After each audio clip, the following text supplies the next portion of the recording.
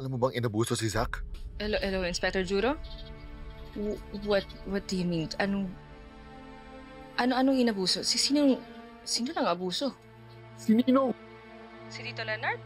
No way. Hindi. Mahal na mahal si Zach. Anak niya yun. Pero tinalo pa rin yung sarili niya kadugo. Hindi siya tao, Liv. Demonyo siya. Hayop siya. Hindi diretso siya sa impyerno kung saan siya nababagay.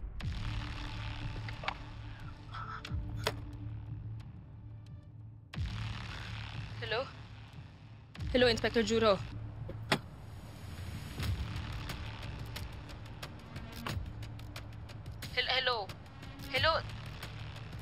Hello, asa po ba kayo? Ano pa pinaplano ninyo? Kung ibaba, gusto ko may witness sa mga susunod na mangyayari. Huwag mong ibababa, Liv.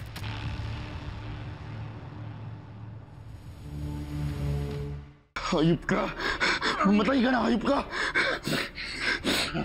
Ano i-expect mo, ha? Libre to?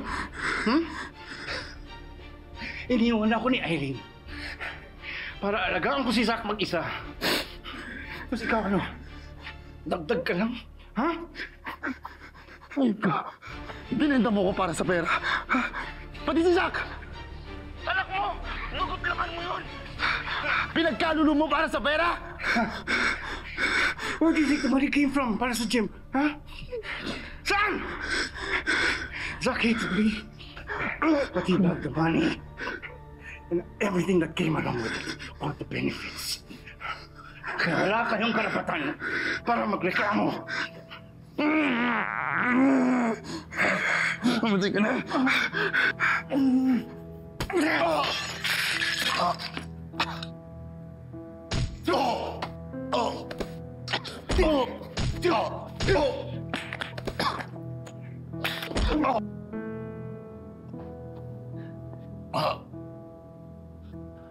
Ano to? Are you recording me? Ha? Ha? Liv?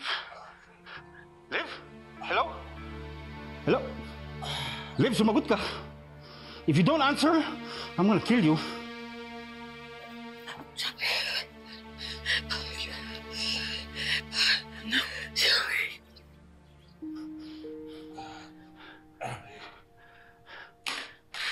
Si Liv?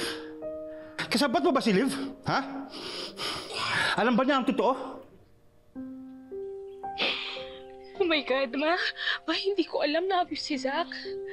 Kasi wala sa kilos niya, wala sa itsura niya. Anak, kasi alam mo ang abuso. Hindi naman parang sugat ka na nagpepeklat eh. Minsan yung mga taong mas malalaki pangit eh, yun ang mas malaking dinadala. Mabigat ang dinadala. No wonder kaya naging ganon si Zach. He became a monster because he was raised by one. Eh malamang. Eh hindi naman kasi porke problematic yung magulang, eh problematic na rin yung anak. Kailangan i-break yung cycle.